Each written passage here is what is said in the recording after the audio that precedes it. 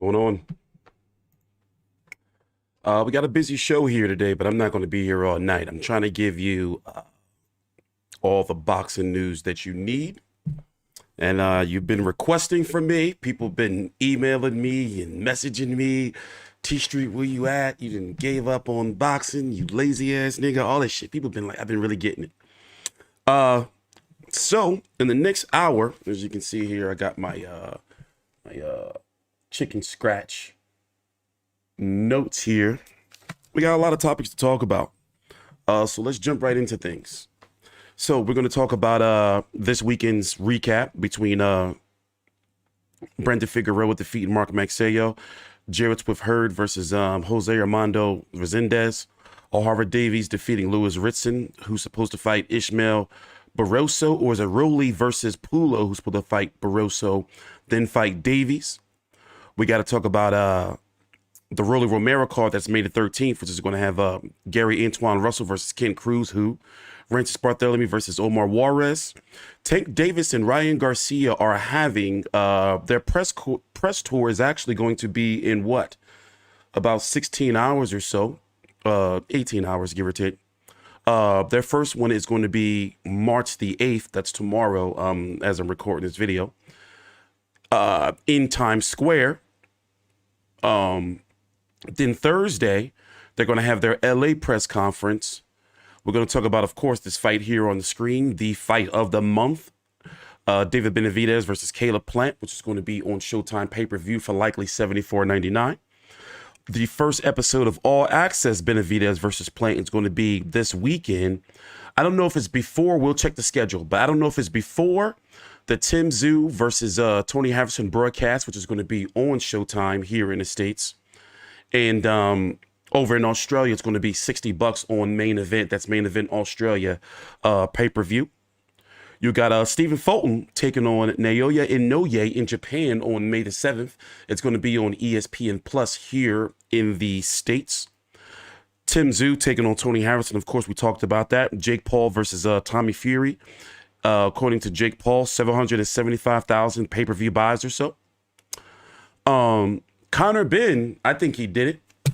I did a whole video on his interview that he did with Piers Morgan.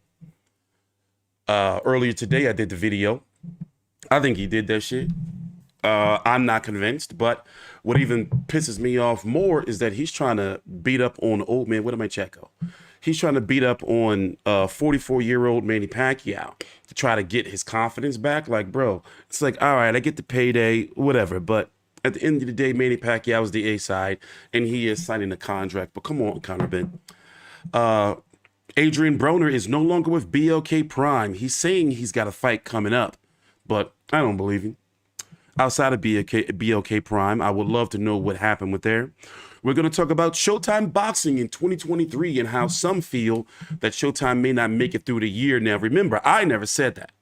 However, I've been very highly critical because I am starting to notice what I feel is some aggression in their matchmaking. But we're going to talk about that. And the March boxing preview between the Zone, Top Rank, and PBC. That's stateside boxing preview. Anthony Joshua versus Jermaine Franklin. Tickets are not selling well. That buzz seems to be gone from Anthony Joshua a little bit, but I do expect for the fight to sell out. But, you know, it looks like things are being dialed back a little bit. And what else? We're going to talk about some UFC. So, at the end, you know, touch on a little bit. So, where do we start? How about we start with Tank Davis versus Ryan Garcia? Tomorrow, by the way, please, since you're here, take your time out, like the video and subscribe. I'm also going to be uploading this in audio format to the FightView360 Boxing Podcast. And if you look below in the description box, you'll see that I put all the topics, a bunch of links to my social media. You can follow me on Twitter at TstreeT CONTROVERSY or my real name, Terel Vann. I am going to be here tomorrow, or March the 8th. We're going to be streaming the Tank Davis versus Ryan Garcia press conference from New York tomorrow.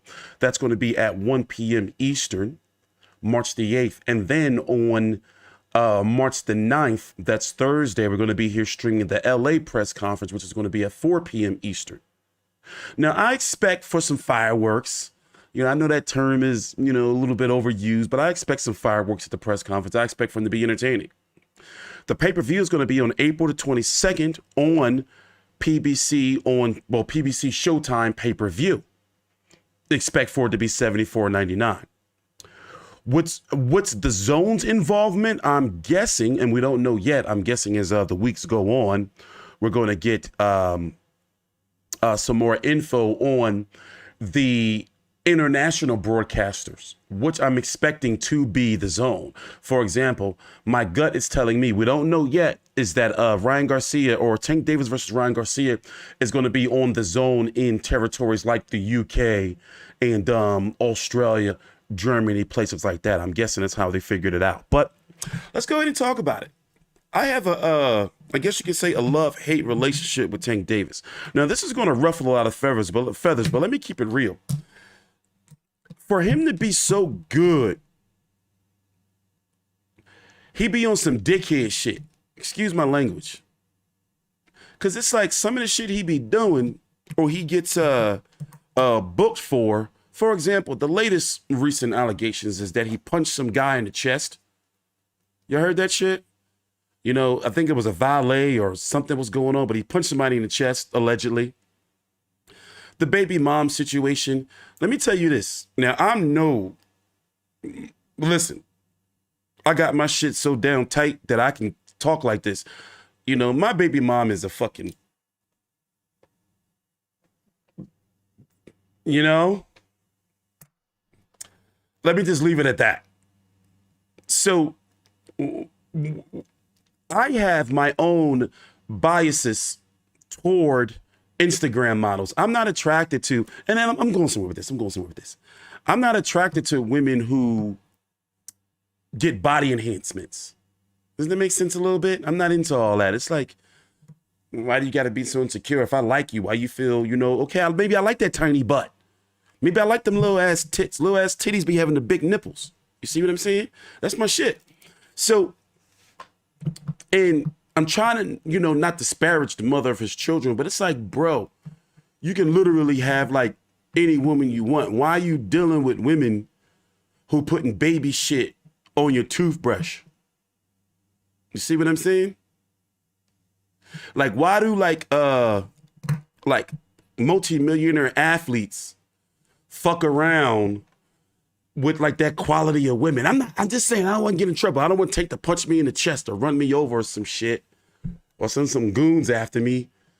But also, let's be honest, he has that reputation of possibly being a woman beater. And it's like, bro, I'm not saying he is. I'm just saying we got footage of him gripping chicks up. You see what I'm saying? So it's like, how do you get yourself into that? For example, I guess it's safe to say that he ain't got no sponsors. He probably ain't gonna have no big time sponsors. But let's keep it boxing. Ryan Garcia used to be really, really cringe to me. And I like Ryan Garcia, but sometimes, he's gotten better. But some of the shit he used to be posting on his Twitter used to really get me a little bit untethered. I used to be like, he would post shit like, you ever look up at the stars and see like, wow, they're so bright. And I look in her beautiful eyes and it's like, you fucking fake ass poet. Y'all remember that shit? Y'all don't know what I'm talking about? Or like he'd be posting all these glamour shots and shit. Let me stop cussing. So I guess what I'm trying to say is the fight's going to be taking place at a weight of 136 pounds, which makes no fucking sense to me. But hey, whatever. Teach his own. There is a rematch clause only if Tank wins. One of the holdups that we heard was that that was circulating around. I first read it on Dan Rayfield's website, his Substack, Fight Freaks Unite. Was that one of the holdups, and Oscar De La Hoya was tweeting about it too, was that if Ryan Garcia wins, then Ryan Garcia should be the A side in the rematch. Like the rematch should take place where Ryan Garcia's team wanted to take place.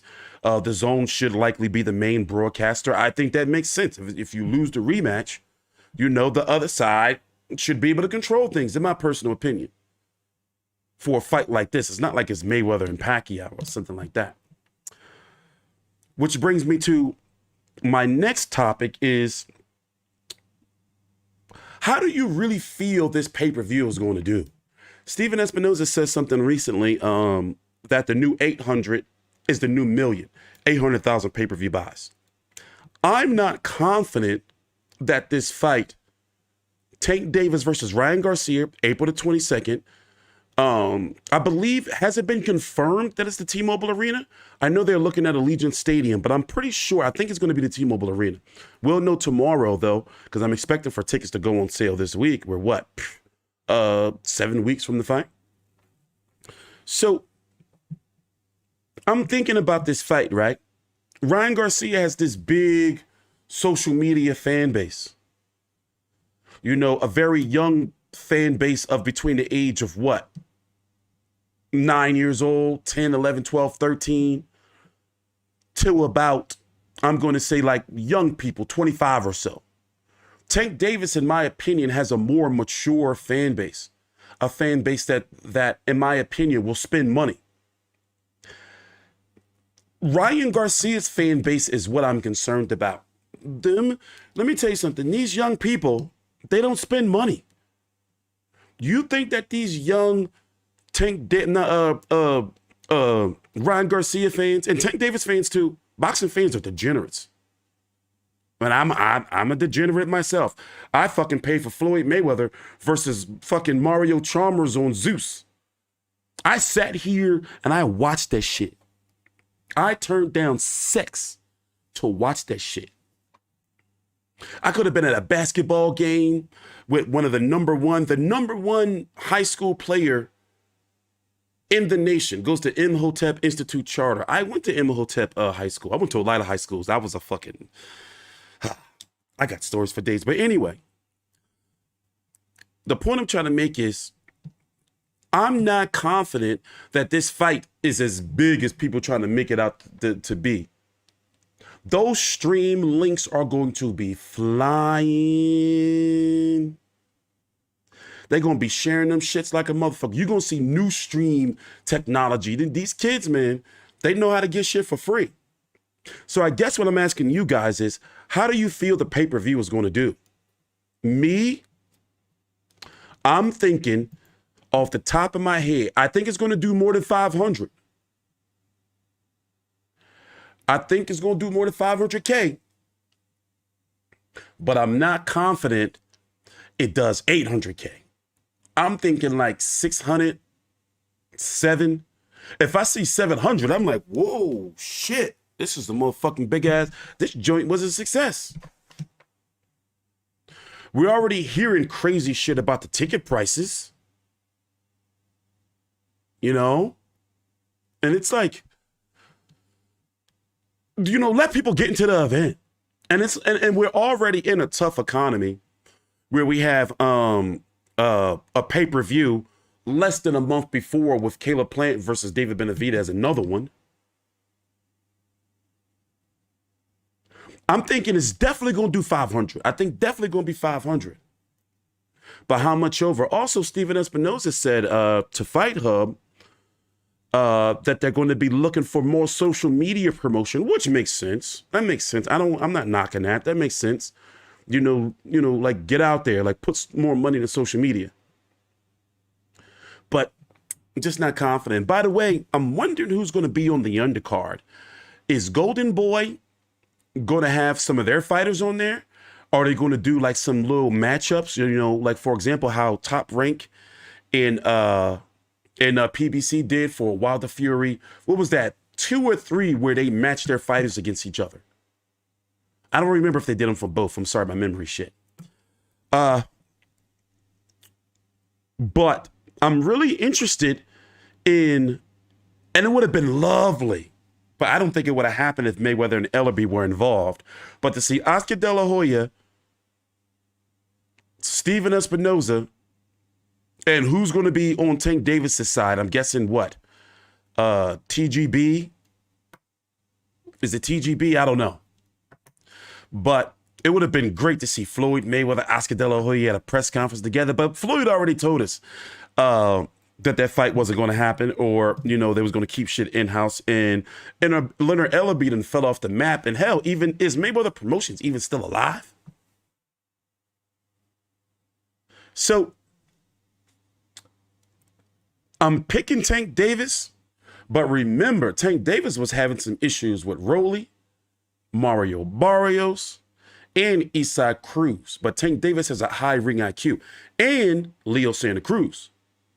So I guess you can somewhat consider him a slow starter, right? But once he figures you out, he gonna knock you the fuck out. It's hard for me to pick against Tank Davis, but Ryan Garcia is also a style that Tank Davis at this level hasn't seen before. You see what I'm saying? So we don't know. We did see Ryan Garcia get the shit knocked out of him by Luke Campbell, but I'm just not ready to say that Ryan Garcia is going to beat Tank Davis. He'll figure it out. Tank Davis does figure you out, but I'm not ready to say that Ryan Garcia beats Tank Davis. So as it stands right now, and y'all know me, the closer we get to the fight, I might flip-flop, but I don't think I'm going to flip-flop on this one. Ryan Garcia does have the skill. We've seen that he got the skill. He can box. He's with Joe Goosen. We've seen some, Tagu didn't really want to fight, but we're just going to really have to wait and see. So who do you got between Ryan Garcia and Tank Davis? Let me know in the comments. By the way, please be sure to check out the FightView360 Boxing Podcast, available on all of your listening platforms. Spotify, Apple, Google, Stitcher, iHeart. All you got to do is type it in Google. Also, my website, FightView360.com, is fully up to date. We actually are publishing like news, like everything. It's all there, all your boxing news. So let's move on to the next topic.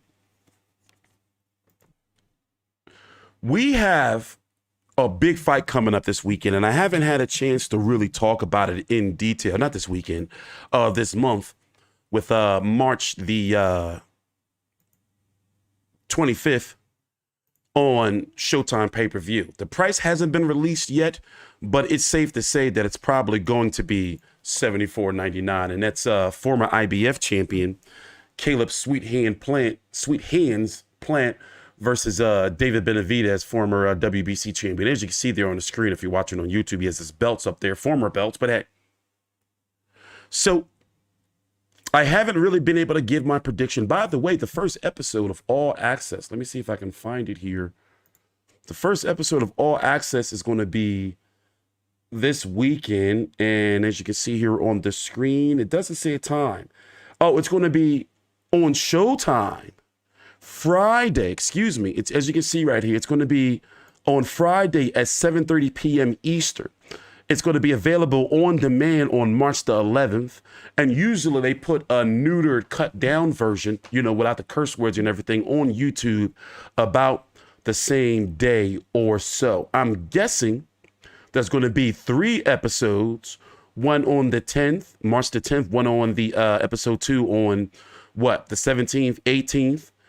And then the fight's going to be on the 25th, and they're going to have the epilogue likely after the fight. Let's see if they put anything on the schedule to see if they actually show us. Nope, this is going to show, other shit. So, Caleb Plant has grown on me. I wasn't too much of a fan. Caleb Plant has that cocky confidence. It can be a little off-putting. I remember years ago, about 4 or 5 years ago, one of my colleagues, Rob Suarez, interviewed Caleb Plant before he had fought Jose Uzcategui. And I was like, as I'm sitting here editing, and I'm like, this is a cocky ass motherfucker. It is like smug. That's the best way you can put it. So me, I'm a hardcore boxing fan.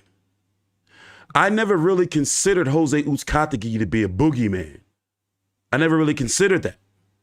He only got the boogeyman tag from Anthony Terel, and Anthony Terel was never the same since he got hit in the back of the head. I never considered him a boogeyman.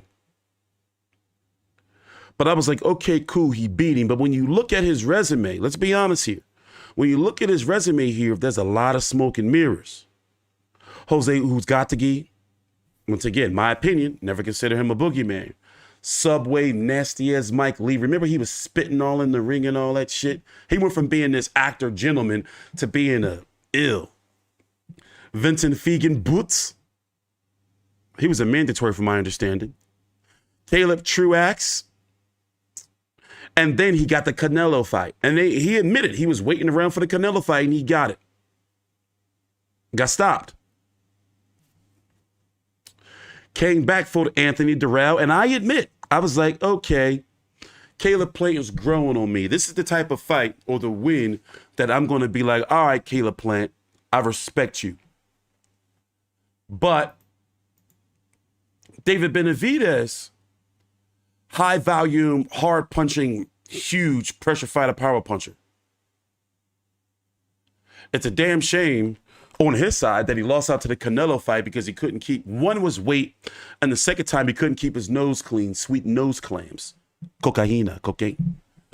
26-0 with 23 KOs, 26 years old. Ronald Gavril struggled with him the first fight, beat him the second one. Jalen Love, Anthony Terel stopped him. Not as, Caleb Plant destroyed him.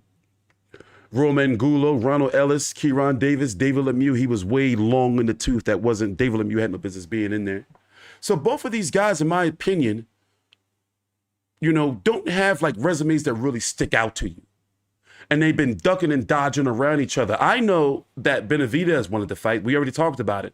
But Caleb Plant was dancing around. You can't, he got that $10 million, alleged, rumored $10 million payday against Canelo. It's like, okay, cool, all right, whatever. Life-changing money. So now they have to fight because not only is Showtime and PBC getting more aggressive in their matchmaking, but how long are they going to keep dancing around each other? There's no belt on the line, and it's going to be on pay-per-view. And a fight like this, for them to fight in this landscape, it had to be on pay-per-view because of what these fighters have been guaranteed. Do I feel it's a pay-per-view fight? To an extent. I'm still on the fence with that. But I'm cool with it being on pay-per-view. I'm going to gladly buy it, especially when you look at the undercard. I'm digging the undercard. Very aggressive from PBC. Jesus Ramos against Joey Spencer. Cody Crowley against Abel Ramos. Chris Colbert against both of them coming off two straight losses. Both of them coming off losses. Chris Colbert versus Jose Rayo Venezuela. Take my money. By the way, I was on the Zoom call with them a couple of weeks ago, and I'm going to be uploading that to the channel and to the podcast as well. The undercard fighters had a Zoom call. Now, as far as pay-per-view predictions for this fight, by the way, let me give you my predictions. I got David Benavidez beating Caleb Plant. Sorry. I'm sorry. No disrespect to Caleb Plant. He can box. But I don't know how he's going to be able to stay on that bike that long. And we've seen that in fights, even against Uzcategui, and I believe he did it against Caleb Plant, against Caleb Truax too, he can slow down later on in fights. And I think that David Benavidez will eventually catch up to him. I got Jose Ramos over Joey Spencer. Cody Crowley may lose to Abel Ramos. And Chris Colbert versus Rayo Venezuela, I don't know, because the way Rayo lost, both of them lost in pretty much getting dominated. Chris Colbert to Hector Garcia and Rayo to, who did Rayo lose again to? Let me check real quick. I forgot. My bad, I forgot. Edwin Santos. And his shit was ugly. It was ugly. But those are my predictions. Pay-per-view buy prediction? We don't know what Showtime's number is, the number that they feel like, oh, this shit really sold well. But I'm seeing around 200,000 or so for this fight. No, because that's Tank Davis. That's Tank Davis and Errol Spence range of numbers between 200 to 400 or so to 300. So 150 for this fight. I think it's going to do 150,000 pay-per-view buys. It's a good fight, but both of these guys don't have real crossover market appeal. Caleb Plant, his name has been out there more. He's got those big ratings from when he was headlining on Fox. He's got that Canelo pay-per-view, but I don't see this fight doing over 200,000 pay-per-view buys. So that's going to be on March 25th. We're going to be here covering that fight. I'm going to be covering All Access this weekend on Showtime. And what's the next topic on our list? Let's go ahead and recap Brandon Figueroa versus Mark Magsayo. Personally, I think that Brandon Figueroa can beat Rey Vargas. Mark Magsayo, I did not like that fight. By the way, make sure you take a time out, like the video, subscribe. Follow me on Twitter at TstreeT CONTROVERSY. Also in audio format, all the links are down below in the description box. You can listen to this fight in audio format on the FightView360 Boxing Podcast. So where are we at? I like Brandon Figueroa. He can outwork any fighter. He's got that win over Stephen Fulton. I really think he legitimately beat Stephen Fulton. Stephen Fulton allowed him to outwork him. One thing he will do is he will throw a lot of punches, and that can get him by against lesser competition. I do feel that he can beat Rey Vargas. I did feel that he beat Mark Magsayo, even though I felt the cards were really wide. I just feel that eventually that style, just like it did with his brother, is one day going to get him fucked up. You know, especially as he gets older and start to slow down. That style can only get you but so far, in my personal opinion. As far as Brandon Figueroa's come forward, straight, smother you type of style. And I was really annoyed with Mark Magsayo with all that ducking down, putting his head down, falling all over the place, all the holding. I don't know if that was his plan to get Brandon Figueroa to reset, but it was put it this way, it was entertaining, but also nasty at the same time. You know, I really wasn't feeling that fight. I mean, that style at all. At all. But nonetheless, I do feel that the right man won. Oh, Lord. You know, the only problem I have with her is that she looks just like Omar. You know, imagine if you had a dude and this is like, you know, I don't know. You know, look just like Omar, you know. Looks just like Omar. But as far as that division is concerned, you got Rey Vargas, who has that WBC, the belt. Remember, he lost to Shockey Foster in his last fight. And that was when that was at 122 pounds. No, wait, what weight was that? Wait a minute. Am I confusing myself here? I forgot what weight the Vargas fight meant, the Shockey Foster fight. But anyway, Brandon Figueroa, I think he can beat Rey Vargas. I was never high on Rey Vargas even before the accident when he broke his leg. I was never high on him. And that 126-pound division is all over the place because you have Mauricio Lara, who I feel, not really by much, is the best in the division. For example, I would take Brandon Figueroa. I would not say take. I'm going to say Brandon Figueroa and Mauricio Lara is a 50-50 fight, in my opinion. You know, because we've seen that Mauricio Lara can fight, but he also has some significant flaws and he can slow down. And also, he nasty. He spit on Josh Warrington. That puts him on my shit list. I don't like that spitting. I don't like fighters who spit. I don't like cannibals like Edgar Berlanga and Cannibal Gash Ali. You know, I don't like that. I don't like that biting shit, man. Oh, and Ivan Redcatch. He bit Danny Garcia. He's a cannibal. I don't like that shit. You got Mauricio Lara, right? Well, you got Rey Vargas, Brandon Figueroa, who are PBC Showtime fighters. You got Mauricio Lara, who's a matchroom fighter. You got Alberto Luis Lopez, who's a top-ranked fighter. And then, what is it, April the 1st, you're having Isaac Dogbay and Robeisy Ramirez fighting for the vacant Navarrete belt, the WBO. Me, I feel that Robeisy Ramirez is likely going to be the best 126-pounder. The problem I have is it's somewhat fractured. Even though we know Mauricio Lara being with Matchroom and Alberto, who fought on a Matchroom card to win that belt to beat Josh Warrington, we know that Matchroom and Top Rank can work together. Rey Vargas and Brandon Figueroa, it's like, where does that like really lead? You see what I'm saying? Like, where does that really lead us? And as far as Mark Magsayo is concerned, well, he's got some shit to do. He's got some things he's got to work out. So let's talk about Jared Swift Hurd. I was getting some heat because I was saying like, yo, like Hurd might be done. He ain't been looking good. You know, he went from being like a boogeyman type fighter to being like walked down by younger fighters. Now, he did lose his father. He did switch trainers. I believe he's now on his third trainer in the last 5 years. But it seems to be something really missing from Jared Hurd. I'm not really sure what, but it seems to be something missing. And right now, competing at 160 pounds, you know what, for one, after losing to Armando Resendez, he's going to go back down the notch. He went from being the co-feature to this Figueroa and Magsayo card to now he's going to go back to probably fighting in dark matches like J-Rock had to do a little bit, or going to be event openers, or being just a clear B-side in the fight. You know, because right now it's not looking good for him. You know, that Lara fight, it kind of took some things out of him, you know?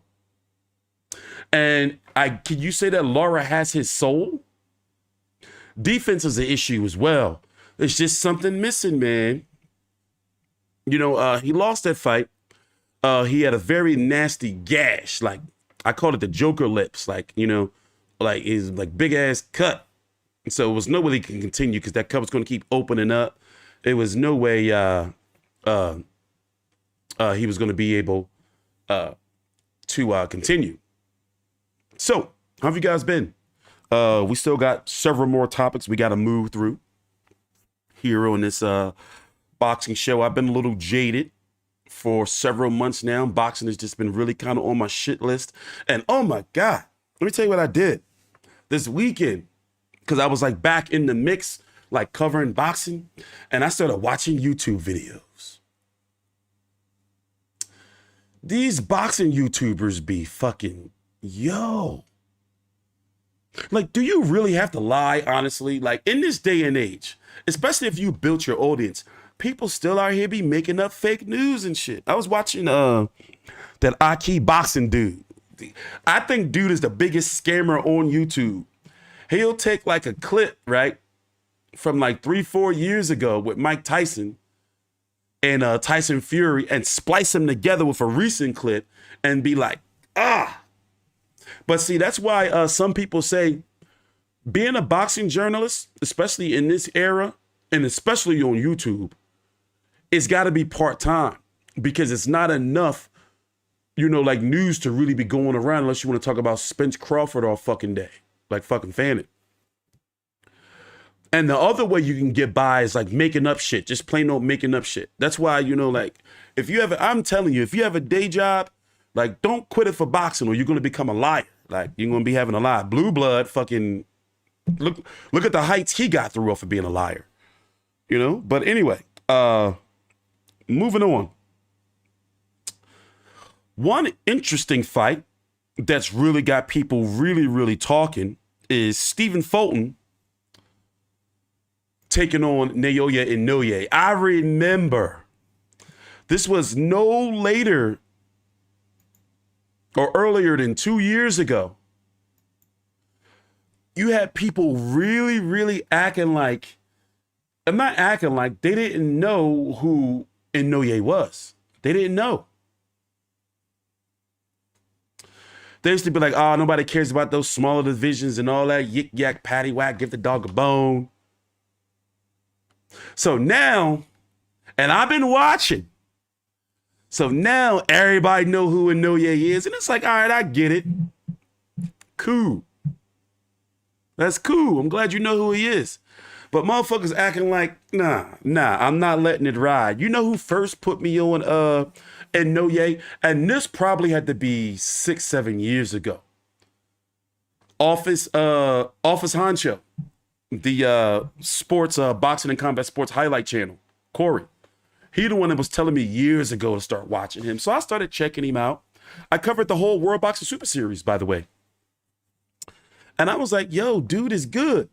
Like really good. If you don't know, the fight's going to be taking place on May the 7th from Japan. It's going to be on pay-per-view over in Japan, expecting big money, big viewership over there in Japan. And it was an opportunity that Stephen Fulton and his team could not turn down. Now, if you would have asked me several months ago, I didn't outright say it, but I was like, yo, PBC ain't going to let that fight happen. But Al Heyman gave his blessing for it to happen. It's too much money to turn down. And what's even interesting is it's taking place here in the States on ESPN Plus. The card's going to start probably like 5 a.m. or so. Top Rank has exclusive broadcast rights to any Inoue fight here in the States. They have something similar with Jake Paul right now. Over in Japan or those territories, they don't have anything to do with Inoue promotionally, just the broadcast rights. But no matter how you slice it, Stephen Fulton is fighting on another platform outside of the PBC banner. Now, what that means is other fighters can do the same. Personally, I like Stephen Fulton. I've covered Stephen Fulton fights from Philly. I met him at J-Rock versus Jason Rosario press conference in Philly. And he was asking me about my phone. I remember exactly how it went. But I met him at it was at Temple University. I met him at that press conference. I covered that fight, by the way. And it's amazing to see how you can meet somebody when they're like a fringe contender prospect to right now being one of the fighters that people are saying is kind of leading the way. And no matter how it happened, of like going, like not letting your promotional organization stop the fight or your outfit or advisor. And you know what really brings my piss to a boil is how hardcore, and it's their right, you know, how hardcore PBC fans really try to act like or gaslight the fact that PBC does not have a reputation, a known reputation across, as they say, new media, old media, credible writers. Like, they have a reputation for stopping fights. They have a reputation for stopping fights. I'm not saying it. That's literally their reputation. So the big news to me is that, oh, so Stephen Fulton can cross the street. You see what I'm saying? Here's Inouye's resume, because he's getting a lot of shit for his resume.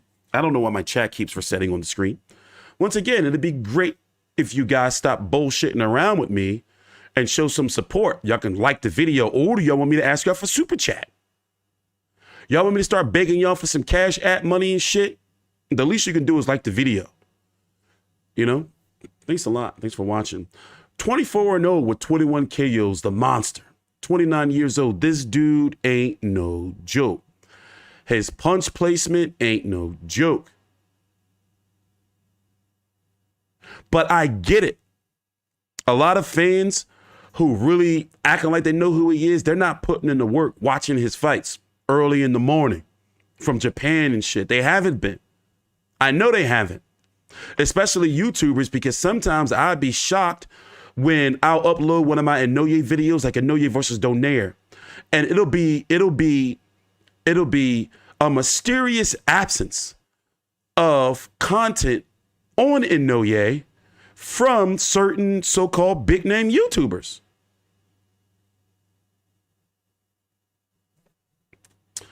So here's his resume. Paul Butler, he was expected to demolish Paul Butler, and he put an ass whooping on him. I'm surprised Paul Butler made it as long as he did, but Paul Butler was really in there to survive. Donaire was long in the tooth. He got his fucking head knocked off. This fight here, right here, was a stay busy fight, you know, because he was off for a little while. The same thing with this one. I believe this Moranis, I think pronounce his name. I believe he was a mandatory. I don't remember. Jason Maloney, this was a solid fight at the time. Donaire fight, Donaire did break his face in the first fight. Manny Rodriguez in the World Boxing Super Series, Juan Carlos Payano. I made a mistake uploading a clip of this when he told Payano he was going to finish his ass. Remember that shit? I'll show this clip for you. Let me see if I can pull it up. Jamie McDonald. But basically, these names may not really stick out to a lot of you, but this man was out there cleaning out his divisions. Cleaning out his divisions. But one thing I will say is he hasn't seen a technician like Stephen Fulton. Stephen Fulton is going to have to box his ass off. He's going to have a hell of a bike. I'm talking about, what's the new bikes these days? Now, kids are lazy. They got e-bikes and shit. Motherfuckers too lazy to pedal. They got e-bikes and shit. Well, anyway, I'm talking about Stephen Fulton's going to have one of them old-ass cliche bikes. One of the red 1960 joints with the bell and the tassels coming from the handles. You know, with that big-ass silver thing covering the wheel in the back, all shiny, nice little basket for your newspapers. He's going to have to, I'm talking about a nice-ass bike because he's going to have to do a lot of moving. And one thing about Inoue, he has shown us he can cut off the ring. And that those 8 KOs is a little bit concerning. And he's going into enemy territory. However, the Japanese and the Chinese crowds, they be quiet as shit. They don't be screaming or none of that. So I don't know how much the crowd is going to really affect this fight. But it's going to be on ESPN Plus, May the 7th. The card's probably going to start around like 4 a.m. or so, 5 a.m. The main event's probably not going to be until about 7:30, maybe even 8 a.m., you know, Eastern Standard Time, if you're going to be up watching it. I'm going to be here watching the joint, you know, obviously covering it. I'm rooting for Stephen Fulton. And if it was anybody of what I've been looking at with Inoue, I can say that he's the best technician that Inoue has fought. And hopefully, let me pull up the rankings here. Hopefully, where's my doggone rankings? Right there. Here it is right here. In fact, let's go see. What time is it going to be starting? It doesn't say. But hopefully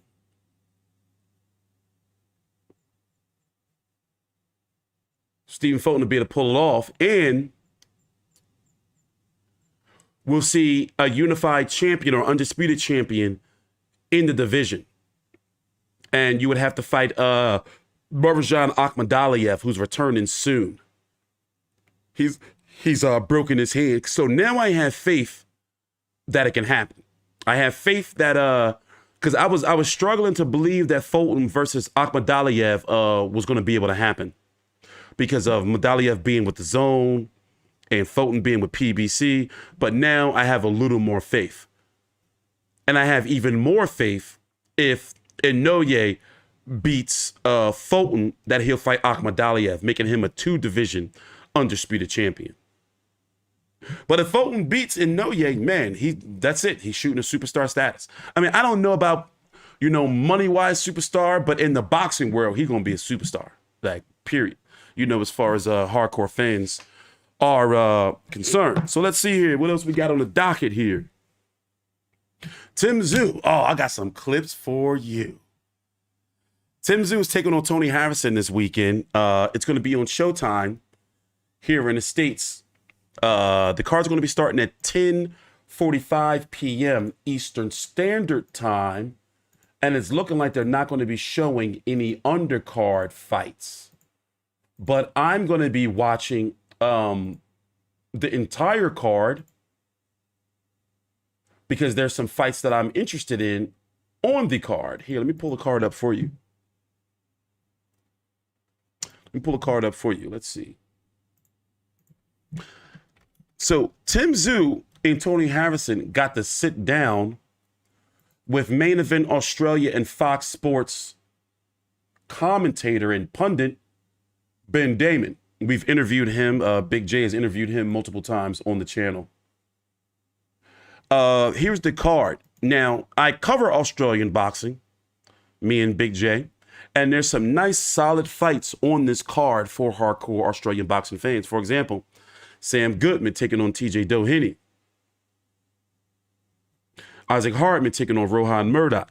Nikita Tszyu taking on Bo Bilbin. But then the main event is going to be Tony Harrison and Tim Tszyu from the Kudos Bank Arena in Sydney. It's going to be $60 on pay-per-view over in Australia. But what we're going to do is we are going to go and watch some clips of Tony Harrison basically telling the truth about Tim Tszyu and how he got his title shot, and then basically he went from skipping the playoffs going to the Super Bowl because of his name, his father being Costa Tszyu. Me personally, covering how Tim Tszyu got where he is, it's safe to say that Tim Tszyu, he did skip the line. He did jump the line. Let me pull up these clips for you. Follow me on Twitter at TstreeT CONTROVERSY. Now, let me see. I can't show you, obviously, the clips. You know, we'll show a little bit of them, but I don't want to get copywritten. So here's what Tony Harrison had to say about Tim Tszyu. What was my caption here? Okay, here's what Tony Harrison had to say. And as you can see, straight Detroit shit. Fucking slippers, socks, wife beater over in Australia. But I'm going to play this clip for you. Thanks for watching. Please take your time out. Like the video, subscribe. Fight against Jermell Charlo, who you'd fought twice before for all of the belts. Do you think he deserved to be there? Hell no. Why? You know, just all honesty, like why? Like, you know what I'm saying? Like who, you know what I mean? Like, what ranking did he even go down, or what contender, or what top 5, what top 10 did he fight to get there? Like, no, why? You know what I mean? But like I said, what could like, I possibly have done, but man, huh? I've beaten everyone that's put in front of me. Amen. Amen to that. Amen to that. Amen to promotion. Amen to management. Amen. Amen. You done your job as a fighter. But as the saints and bodies, as the guys at the top of the top, why is Tim, no, why is he next up?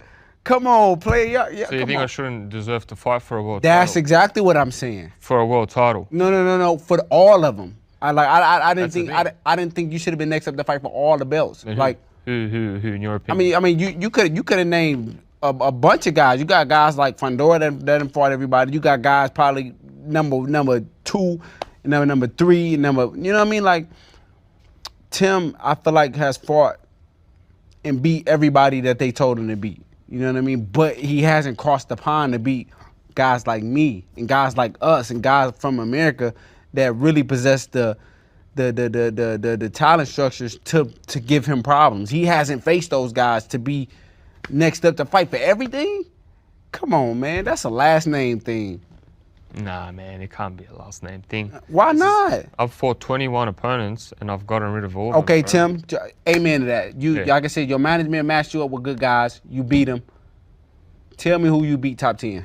Top 10? Top 10. In the rankings, Who? my last 4 fights have been all top 10. Top 10? Top 10. In what way? In each ranking that I've fought. That's the best possible opponents that I've had. You know, now I've been covering Tim Tszyu with Big J. We've covered every Tim Tszyu fight the last 3 years.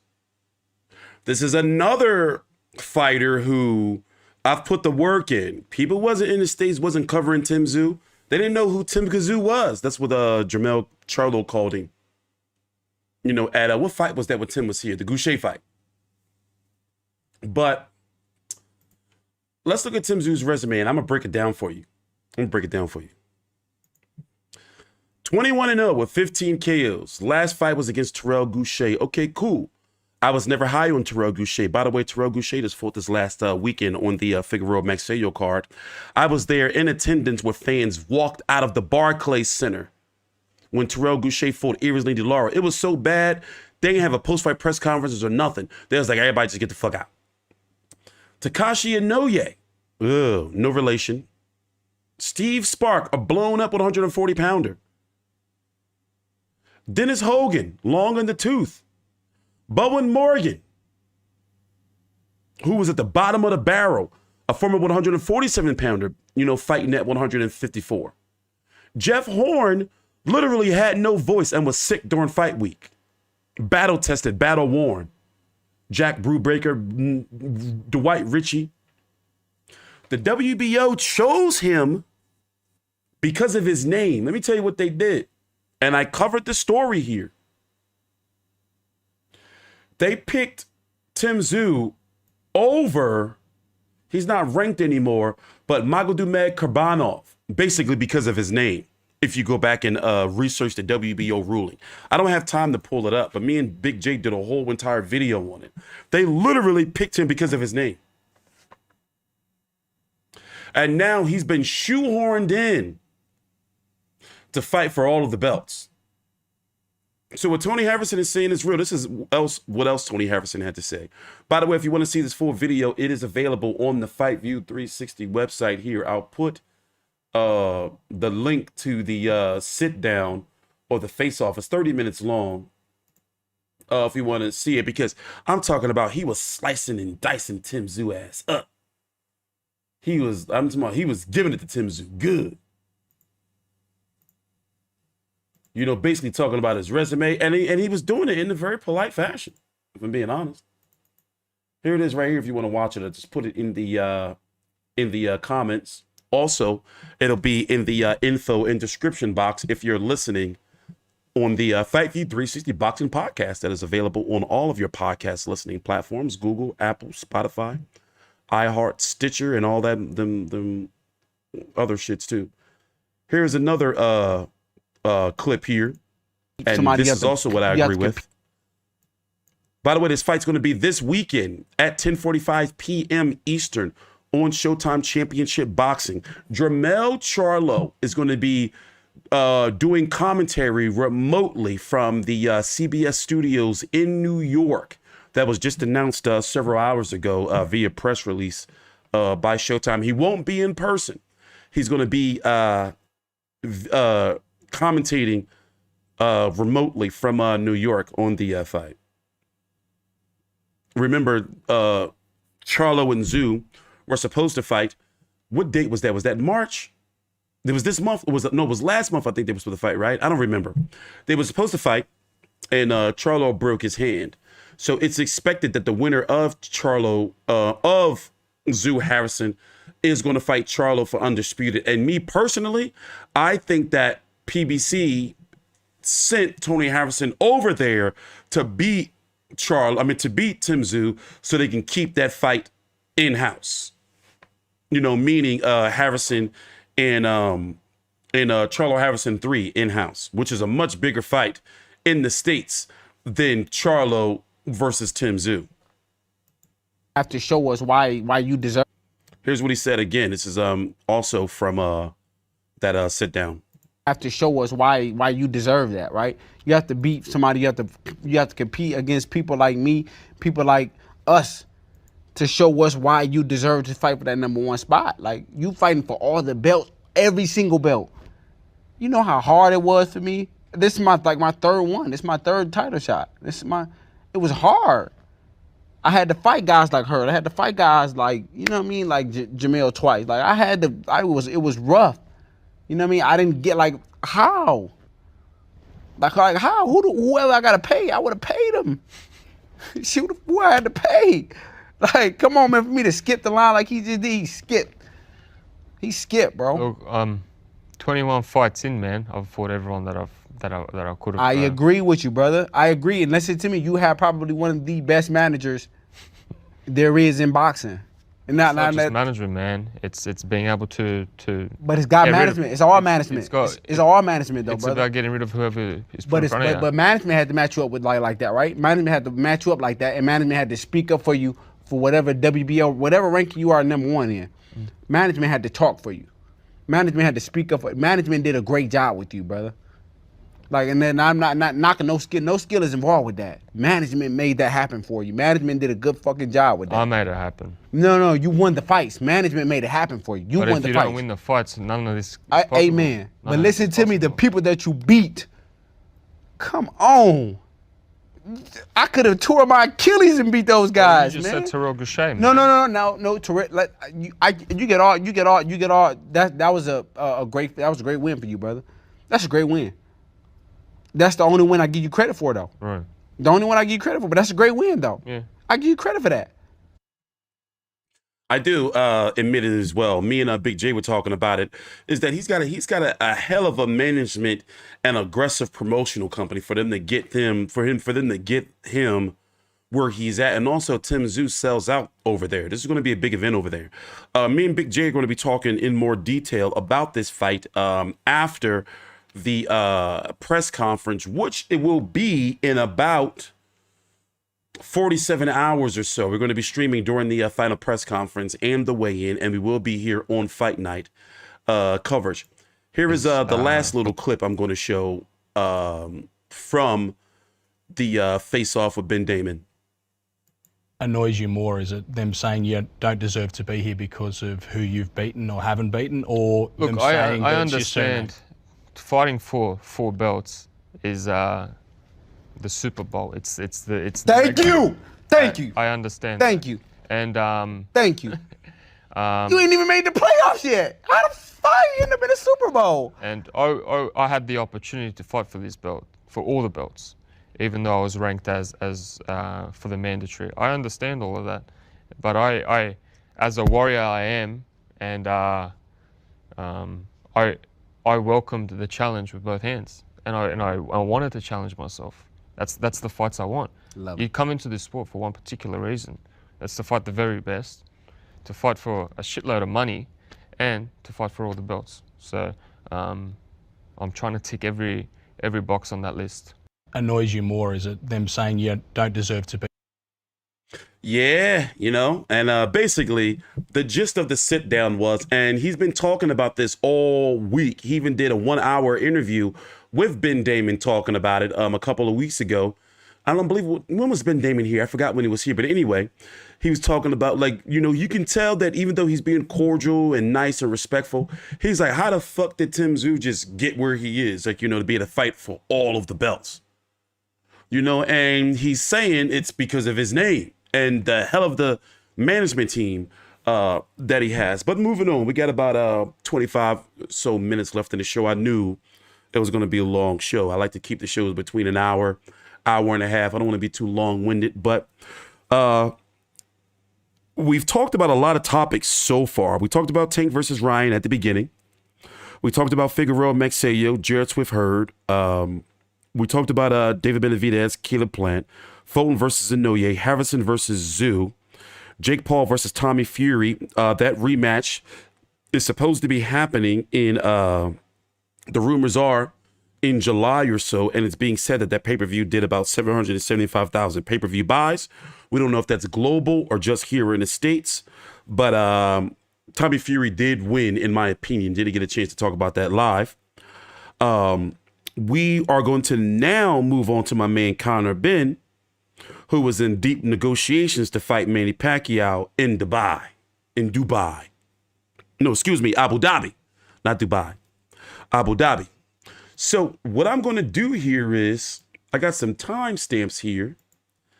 And if you don't know, Conor Benn last week sat down with the controversial Piers Morgan, and he was grilled about being failing to test for, I forgot the name of this drug. The WBC is saying it could have happened from eggs. Right now, Conor Benn can't fight in the UK. And it's looking like he doesn't want to clear his name in the UK, which is a big red flag. So let's start here. I got this first timestamp here. And we got 4 timestamps in total. Let's start right here. Take your time out. Like the video, subscribe. Follow me on Twitter at TstreeT CONTROVERSY or Terel Vann. All the links to my social media are down below in the description box, as well as the show notes. Let's start right here. In a strange position of, you're in a kind of mid position right now, because the WBC have come back and they have said that they think there may have been reasons why you had this in your body, but they have made a presumption it was in your body. You don't even accept that. I don't accept that. So when they say you may have taken an and he got a lot of attention, this, and some mockery. Yeah. But when they said it may have been a highly elevated consumption of eggs, could have created this positive testing. Is it me? So I like my eggs over medium. You know, I eat my eggs runny. I don't like my eggs. I like them runny, or I like them scrambled and fluffy. By the way, another thing I don't like is I don't like milk in my eggs. So I know if I eat too many eggs, for example, I won't eat eggs if I'm going on a road trip or if I'm going to be driving. I eat organic pastured eggs. Just any organic eggs. My eggs cost like $7, you know, a box. But anyway, what I'm trying to make is eggs fuck up my stomach. You see what I'm saying? And the WBC is saying like, yo, in order for this shit to have been in his system, he had to be eating like a lot of motherfucking eggs. Now, is a lot of eggs like doing the whole Rocky thing where you take 3, 4, 5, 6, 7 eggs and you down them joints in a glass? Is he doing that shit every day? But Conor Benn is saying it's not from the eggs. The WBC tried to scapegoat him or provide a scapegoat and be like, look, maybe it's from the motherfucking eggs. But listen to this again. Let's go back. And I'm going to let it play through.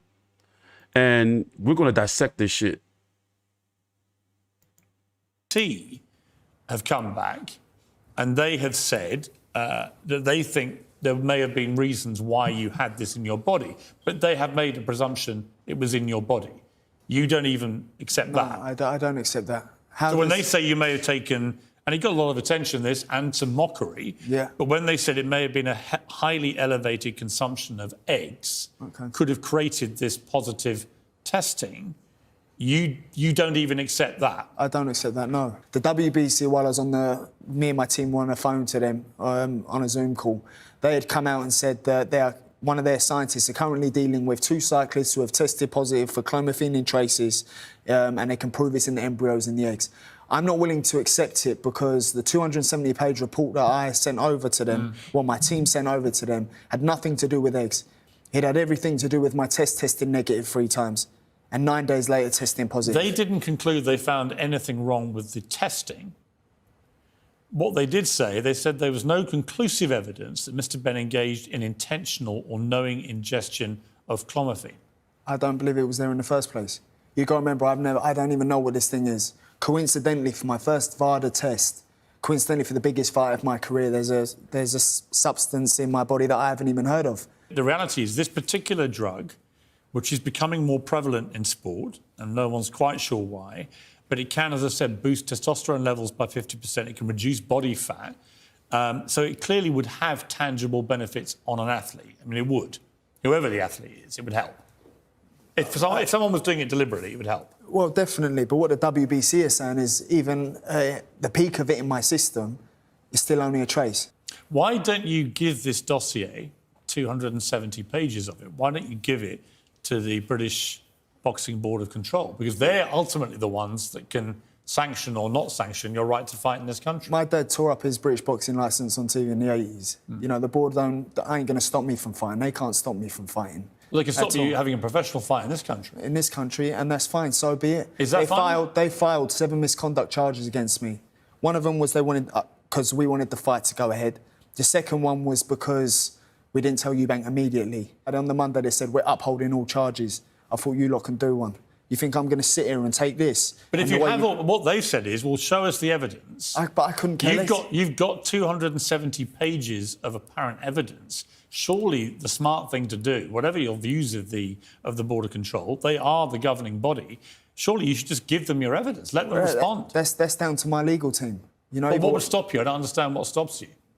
My pride, the way they've dealt with this, pride won't get you through this. But I don't have to be licensed by the board. That's my views on it. You do the fight in Britain.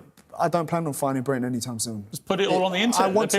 I want to. Trust me. What's stopping you? The ongoing legal cases. That's the only reason. You seem to look. This is your career, your livelihood. This is everything at stake here, isn't it? No, I agree. Everything's on the line. I agree, and this is what I keep trying to tell my lawyers, but you can't do this, you can't do that. Mate, this would have been public. I've known what I've known since December, and I've kept quiet, everyone firing, everyone attacking me, and I've known what I've known since December. And I'm sitting here again going, well, why can't we just release the information? Why can't the public just know what's actually gone on? Because the public, from what I looked at it today in social media, is savage. They've convicted you. They think you're guilty. And I'm going to have to deal with that, I think. I think public have made up How are their you going mind. to deal with that? There will be... Because Eddie Hearn, your promoter, says, look, it's time you've got to move on, you've got to progress.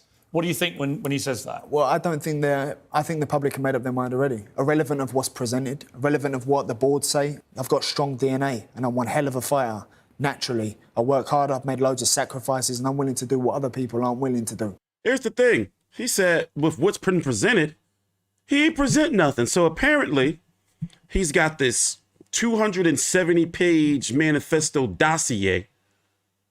270 pages is a lot. And he's not trying to give it to the British Boxing Board of Control or UK Anti-Doping, UCOD. So it's like you got all this information you said it can clear you, but then you don't want to give it to nobody?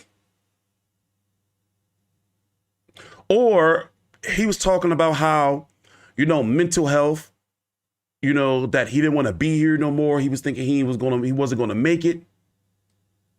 And it's like, you're saying you got this information. Your name is being dragged through the mud in the court of public opinion. The court of public opinion is a motherfucker. I would rather be guilty in a court of law before the court of public opinion, because they will eat your ass up. I'm telling you, like, public opinion is a motherfucker. And right now, I was watching this interview and it had to be about like 7, 8 in the morning. I'm cooking my breakfast. I had I posted it on my Twitter. I had some eggs. Here, I'll post it for you. You guys can see it. You guys are cool. You guys are my mates. This is what I ate this morning. So I had some eggs. And I was thinking like, I wonder what Conor Benn is up to. This what actually triggered me, like triggered my thoughts. This what got me off to produce this content. I was like, you know what? By the way, I overcooked it. I was kind of pissed off. But anyway, I was like, you know what? I wonder what Conor Benn's up to, as I was sitting there eating my organic pastured eggs. So I was like thinking to myself, like, okay, like you keep saying you can clear your name, but you won't do it. And then you're saying like you're a UK fighter saying that, you know what, the hell with the UK. I don't got to fight here. It's like, what? And then to make it even worse, he's insinuating or basically saying he's going to sue the British Boxing Board of Control. Oh, I would love for him to do that. They're going to eat his ass alive. So before we get to this other timestamp here, let's go back. And I like how Piers Morgan was grilling him. It's like, yo, you seen you got all this information, then why won't you release the shit? Like, we tired of hearing your mouth. 6 years old. I didn't even know what this thing was at the time. Yeah, so I'm 26. So when people are saying that I may have needed a testosterone booster, I'm 26 years old. I didn't even know what this thing was at the time. So for me, I thought, okay, it may have been, an error or an accident somewhere. We can find out what's happened. And then when I found out that, there'd been a second adverse finding, was when I was like, okay, now something's actually wrong. There's something wrong here. And what are you feeling inside yourself at that point? Who's done this to me? I genuinely looked around and I thought it was the hardest part of this whole period. Of everything I've been through, this was the hard part, was because I was looking around and thinking, okay, I'm actively taking it. It's actively in something, or something's happened. It's definitely there. And these were the thoughts that were going on through my head. Who's done this? Do you accept this was in your body? I don't accept it was in my body, not at all. Based on independent scientists looking at the reports, based on my own scientists looking at the reports, and what we found. People say you may have paid for the best legal team. Damn right I paid for the best legal team. Damn right I paid for the best scientists. My career's on the line. My image is on the line. My name is on the line. And I can't be known for this. And it was more so me employing the best people to find out what had actually happened. What do you think of people who cheat in sport? It should be banned for life, especially in contact sport. It should be banned for life? Yeah, banned for life. There's no room for it. There's been a fighter today who's just had a brain hemorrhage. There's no room for it. I know firsthand the damage it does. from my dad with Joe McLennan from I Michael Watson. I was and there Inoue. ringside of that fight. I mean, both men got taken to hospital. Both nearly died. And you think I do this, and people think I do this. You know what he's saying? A whole bunch of nothing. Do you hear anything that's like, yo, you know what? That fucking makes sense. Like, I was thinking when I was watching the interview, and I've watched it about 3 different times. No, about 2.5 times. And I was thinking, like, he don't make no sense. He's saying a bunch of nothing. And before we go on to what really pisses me off about the whole situation, we got one more timestamp here for you. It's at the end where he was talking about suing the board. And it's like, oh, you really want to go, huh? Of the governing body that can actually look at this properly. It's hard because I want this to be done. I want this to be finished and I want to resume with my career. Should I just sit back and accept the fact that Are you going to sue the board? No, of course. I'll be suing the board. When? Let me show you this. I'm going to let this play through. Why it looked like Piers caught him off guard and he really didn't have no plans on suing the board. And Piers said that shit and he just gave like a response. I don't think he really wanted to sue the board or he thought that was going to be asked to him because look at his body language. He was like he was caught off guard, like, yeah, I'm going to sue the motherfuckers. God damn it. I'm tired of this shit. Watch this. I want this to be done. I want this to be finished and I want to resume with my career. Should I just sit back and accept the fact that Are you going to sue the board? No, of course. I'll be suing the board. When? When it will be soon now. My legal team will be in touch. Would you mean when? You know, as soon as. For how soon much as money, possible. do you know? For the full loss of earnings, damaged reputation. How much is because that? The board shouldn't recognise VADA. Let me ask you this. Let's assume for a moment your theory is right. It's a theory. It's not proven scientifically yet and hasn't been ratified by any governing body. But if your theory is right, it was contaminated, it would prompt the question, well, why? Who would want to do that? It would be the only way it would be contamination if it is. In whose interest is it to ruin this great fight? I'm not saying it was deliberate. What, in the lab? I'm not saying it was deliberate. You know, it may be an error in the testing. I'm not saying deliberately. I'm not saying that anyone's in the labs deliberately done this. I'm not saying that at all, but it may be an accident. It may be an error. There are millions and millions of pounds at stake here, dollars, wherever you decide. Does this all sound, from what I've said about the testing, manipulation, manufacturing, casino evidence, from what I'm saying to you, does that sound... Listen, you sound like you have a welter of information, but I cannot for the life of me understand why you wouldn't then give it to the governing body. It's down to them whether you fight in this country again. Yeah.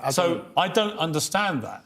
That to me makes no sense. Because I can get a licence elsewhere. What does Eddie... I mean, I've got a lot of time for Eddie Hearn. I think he's a brilliant promoter and he cares about his fighters. He wants you to try and move on from this. That's his advice, right? What have you said to him about that? You know, so he's not saying it's eggs. The WBC saying, hey, this motherfucker had to eat a whole lot of eggs. Like, you know, he could be just eating eggs all day. Fucking eggs in the morning, egg foo young for lunch, maybe some type of fancy type of, what do you call them? Dinner quiche with some chicken in it or something. And there's got to be some potent ass eggs with some chloroform, whatever that shit's called. But he's saying it's not eggs. He's claiming that it's in the lab. It was some type of contamination. You know, I'm not saying that it's, you know, 2 different tests. Listen, I'm not a scientist. All I'm saying is, what do you have these 270 pages for that you're saying, like, look, this can clear me? Egg salad sandwich, there you go. Like, you got this information that it can clear you, and you're not trying to release the shit. Ain't nobody trying to hear that shit. Like, no. So therefore, he did this whole 21-minute interview with Piers Morgan, and look, they pull poor old Nigel in it. He's like, look, it's my son. I would never think that he would do something like that. I was in the camp with him. It's impossible. Like, if you've gone to all this trouble... And my son, he knows that if he brought this into the camp, that I would tell him, don't bring that shit up in here. to draw up this massive dossier of evidence, and the British Boxing Board is asking for it, I don't understand how it can be anything but bad for your case if you don't hand it over. I mean, at very least, call their bluff. Say, right, here you are. Get them to respond to it. I don't know why. If I was in your position, that's what I would do. You're like your father. You are your own man, right? You are. And if you wanted to, you could put this out there tonight. Yeah. I still don't think that proves my innocence at all. I've just been cleared by the organisation which the testing which I failed. The WBC is not the WBC is a sanctioning body. They're a sanctioning body, a belt. They are not the governing body of the sport in the state, country that you're in. It doesn't make any sense. It doesn't make any sense. They don't have no authority. Like I said, this interview may have done him worse, because from what I'm reading from it, it's done him worse. He ain't doing like, people like, yeah, okay, buddy. Sure, pal. Mr. Eggs Benedict. What else? By the way, thanks for watching. Please take your time out. Like the video. Subscribe. He's got this. What do you have this dossier for? What do you have it for? You paid people to write this dossier up, to do all this research. I don't think he got the motherfucker. I don't think he got it. I don't think he got the dossier. I think it's bullshit. What? I'm on my weight loss journey. I want some, I want all of that shit. Because remember, I'm not an athlete. Give me some of that Billy Joe Saunders nasal spray. What does that do again? Don't it make you like faster and lose? Give me some of that Oscar Valdez, ancient herbal Chinese phentamine tea. Give me some of that. Oh, definitely. I want some street tacos. I don't know what those do, but what? Give me some of that. And I eat eggs almost every day. So that's probably why, it's been assisting with my weight loss. So I want all that shit. No needles though. I don't want no needles. I'm 39 years old. I still don't like needles. I don't want no needles. Don't give me none of that. On to the next topic. Do y'all think, honestly, here's an honest question. I don't think Showtime Boxing is going out of business. I never thought they were going out of business. I just thought that either they're going to have budget cuts, more pay-per-views, or that they have to be more aggressive in their fights and matchmaking to be able to keep things going. And me personally, I do feel that Al Heyman and PBC is a little bit more aggressive in their matchmaking. I do strongly feel that. I do feel that maybe there's something going on with Paramount Plus. We've been hearing that for some time now, and that we may see some fights streaming on the app. And right now, let me see, did I pull it up? I think I didn't took it. Oh, here it is. Right now, well, here's what Stephen Espinoza had to say on the Dan Kenobio. Lord knows I already forgot how to say that man's name. Show, just a little brief clip from his podcast. So you're going to have an app next year. It's going to call Paramount with Showtime. That's how we're going to be watching Showtime Boxing in the year 2024. Yeah, it's sort of like, if you want to watch Hulu, you want to watch Marvel movies, you go in the Disney Plus app. If you want to watch Showtime and all the Showtime content, it'll be within the Paramount Plus app. And then there'll be like a boxing section? Yeah, well, there'll be a Showtime section because there's obviously a Paramount Plus subscription without Showtime, or you can have Paramount Plus with Showtime. But yes, there's a sports section. So what we don't know is, will there be live streaming, and will it be more money in boxing from Paramount's involvement? For example, will PBC get more dates? Will they get more dates? I feel that if they're going to be putting fights on the app, then I strongly feel personally, let me just stop bullshitting around. I feel that Showtime and PBC have to be more aggressive in their matchmaking, because it's like, look, ratings are going down. okay, yeah, you know, people are watching more on the app than they are on TV these days, but ratings and everything are going down. Like, people don't give a fuck about these bullshit fights. You got to start working with people, try to get other fighters over here on this platform. You know, like, I feel that somewhere along the line, somebody's cracking the whip and like, yo, get this shit together. That's how I feel. But when I look at the current schedule right now for Showtime, this doesn't really impress me because it's not nothing different than what we would usually be getting. And by the way, 2 of these fights are pay-per-views. That's $150 right there. One of them is taking place in Australia, which is it's a no limit event, the promoters of Tszyu. So you have this Magsayo, Figueroa, that's Showtime. Tszyu versus Harrison, that's an Australian no limit fight that, you know, Showtime just has the broadcast rights to. And these other 2 fights, Benavidez and Plant, and Tank Davis and Ryan Garcia, that's a pay-per-view. Those are pay-per-views. Abrolo Pulio versus Rolly Romero, okay, nice, solid fight. The other 2 undercard fights, don't give a fuck about. Fans ain't gonna care about for real. You have Carlos Adames versus J-Rock Williams, Erickson Lubin versus Luis Arias, Fernando Martinez versus Jade Bornea. That's a nice, solid card. But realistically, these are not cards that we're not used to. By the way, Keith Thurman and Errol Spence are still in negotiations to talk. And since we're here, we might as well go and talk about this part right here.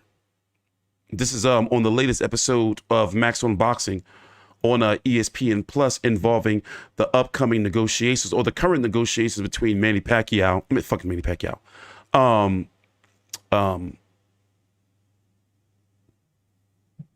Spence and Terrence Crawford.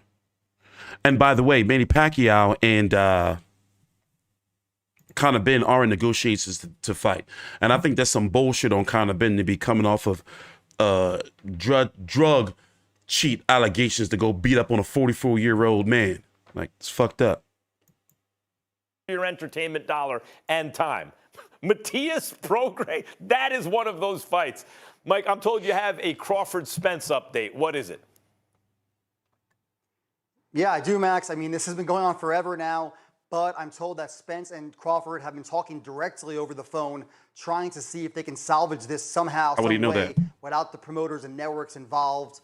And I'm told that they agreed on a purse split that they both find fair, and that after that, Team Crawford sent over a memorandum of understanding to PBC earlier this week. So, again, I fully expect Errol Spence to push forward with that fight against Keith Thurman, and now Terrence Crawford has a mandatory that was ordered to fight Alexis Rocha to keep his title. But at least there is movement in the background, and if not now, maybe hope for the future. See, when I hear something like that, and by the way, I'd like to extend, once again, Al Heyman has an open invitation to come on this show. When I hear stuff like that, if it doesn't get made, I do look at the PBC. It makes me think if they can't make this now after the fighters are independently trying to work it out, right? That they don't think their guy can win. Spence thinks he can win because Spence is a real fighter. Terrence Crawford thinks he can win. You know, like, why? What is getting in the way of the fight? Well, according to your reporting and analysis, the last time around, it was, you know, things coming from the PBC side, not being transparent, not giving Crawford a deal that anyone would sign, right? So hopefully this is a step in the right direction. What's the latest on? Yeah, I don't trust Copinger's news. I don't trust his news. I'm sorry. You know, he's made some mistakes. You know, not just with Crawford and Spence, but mistakes in the past. And it's like, okay, bro, all right, you're telling me that you got info on their phone call. Like, I'm sorry. I just don't, you know, I don't trust his sources. But if we were to see Spence Thurman, it's likely going to be in June or so, I'm guessing. And then Crawford versus Rocha, we haven't heard anything about that. Hopefully Oscar De La Hoya is going to do some interviews tomorrow at the Tank Davis versus Ryan Garcia press conference to talk about that. We don't have much time left. We got about 5 minutes left, so I apologize. But we are going to be here tomorrow at 1 p.m. Eastern Standard Time streaming and doing commentary for the Tank Davis versus Ryan Garcia New York City Times Square press conference. Then on Thursday at 4 p.m. Eastern, Tank Davis and Ryan Garcia are having a press conference in LA. I forgot exactly where, but it's going to be in Cali. I don't know if it's been confirmed yet, but I'm guessing it's going to be fully confirmed tomorrow that it's going to be in the T-Mobile Arena and not Allegiant Stadium. And ticket prices, of course, are going to be high. Right now, let's go look at the boxing schedule for March and see what we got here. Brock Jarvis is fighting tomorrow. He's returning after losing to Liam Perro. Diego Pacheco taking on Jack Cullen on the Zone this weekend. It was supposed to be Callum Smith versus Powell Stephen, but Callum Smith got hurt. Tim Tszyu, of course, Tony Harrison, we talked about that. Tony Yoka versus Carlos Takam is going to be at about 3 p.m. or so on ESPN Plus this weekend. Nice, solid fight. Looking forward to that. Both fighters, especially Tony Yoka, need to win. March 16th, Jean Pascal returns against Michael Eifert. Don't know how to pronounce that. March the 18th, a nice solid fight, but at the end of the day, I think we know how this is going to turn out. Gilberto Ramirez versus Gabriel Rosado. Jojo Diaz versus Marcito Gesta. If Jojo Diaz is on the card, he was recently arrested. Recently arrested for child neglect.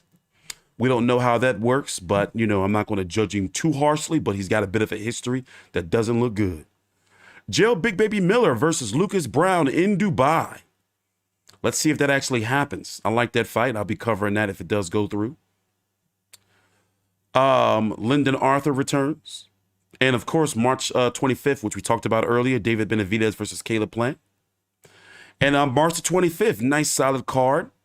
A fight that, in my opinion, Jose Ramirez tried to deny, but Jose Ramirez versus Richard Comey. Sanesa Superbad Estrada returns versus Atina Ruperch. Richard Torres returns. He's going to get knocked out one day. I see it. Carlos Balderas, Raymond Moralo. Damn it.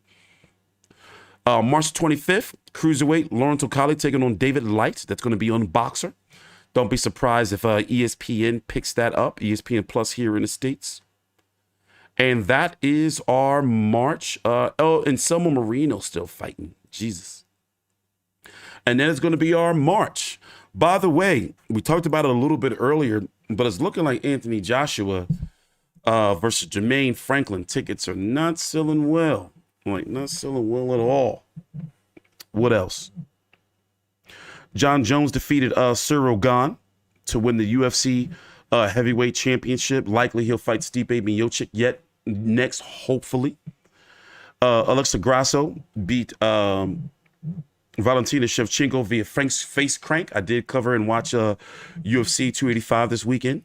And what else have we missed? We're still waiting on what the fuck is going to go on with Tyson Fury versus Alexander Usyk. I am tired of Tyson Fury. He went from being one of my favorite fighters to now a fucking diva. Like, for real, for real. If Fury and Usyk don't happen, then it'll be Usyk versus Daniel Dubois, according to Frank Warren, which is a fucking waste. Deontay Wilder is trying to fight Francis Ngannou. Andrew Ruiz is not with TGB Promotions, but being advised by Al Heyman without a contract. Weird situation. But Andrew Ruiz and Deontay Wilder, both of those fighters seem not to be happy with the money they were offered to fight each other, so are looking for fights outside of that bout. Lomachenko versus Devin Haney is set to be announced soon. Hopefully soon. And right now, that is boxing for the month of March. Oh, and Adrian Broner is no longer with BOK Prime. He also rescinded via an Instagram post that Al Heyman doesn't owe him any money, that he spent all of his money. So it's true that he's been broke. He was on a payment plan for a long time. The payments kept getting lower and lower till eventually the money was gone and he's no longer with PBC. Very unreliable fighter. It's not his fault what happened with Michael Williams and that Roy Jones allegedly had him sparring the week of the fight and he got his jaw broken. And therefore the whole BOK Prime event was scrapped. We don't know what the future is of BOK Prime, but frankly, BOK Prime, I was impressed with the production quality and the event they put on with Terrence Crawford and David Evanesian. But the fact that, let me tell you what rubs me the wrong way with BOK Prime. I'm going to be very honest, and I'm not the only one that feels this way. They hired Blue Blood, and I guess I understand how it's going to look at as being hating, but Blue Blood is not a high integrity media guy, if you're following me.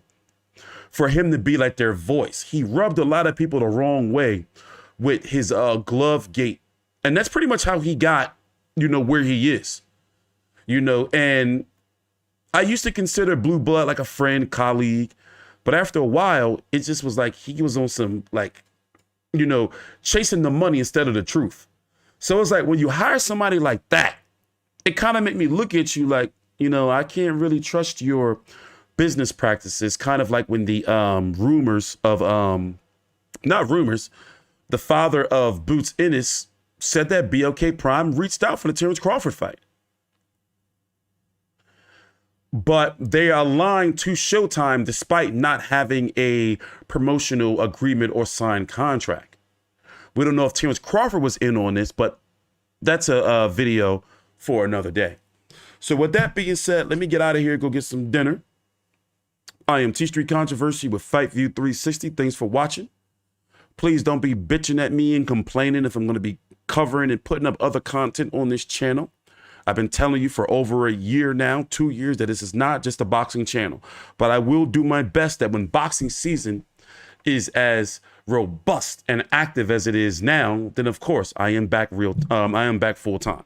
So we're going to be back tomorrow at 12 p.m. Eastern, 1 p.m. Eastern, for the Tank Davis versus Ryan Garcia New York press conference. We're going to be streaming live. And then on Thursday, we're doing 2 streams, one for Tszyu versus Tony Havison press conference, which is going to be later on in the evening, around this time, about an hour or so before. And then Thursday at 4 p.m. Eastern, we're going to be streaming the LA portion and doing commentary for the Tank Davis versus Ryan Garcia LA press conference. And then this weekend, of course, we are covering fights. Take your time out. Like the video, subscribe, and TstreeT Controversy with Fight.